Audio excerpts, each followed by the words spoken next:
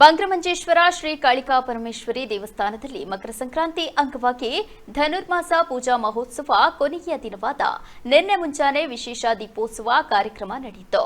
ಬೆಳ್ಳಂಬೆಳಗ್ಗೆ ಕ್ಷೇತ್ರದಲ್ಲಿ ಮಾತೆಗೆ ವಿವಿಧ ಅಭಿಷೇಕ ಬಳಿಕ ವಿಶೇಷ ಅಲಂಕಾರದಲ್ಲಿ ತಾಯಿಗೆ ದೀಪೋತ್ಸವದ ಪೂಜೆ ಪುನಸ್ಕಾರ ನಡೆಯಿತು.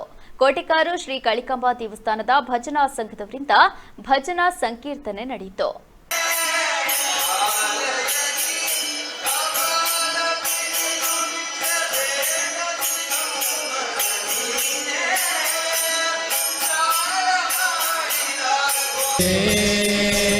ಬೆಳವಂಗಗಳು ಮೊಳಗುತ್ತಿದೆ.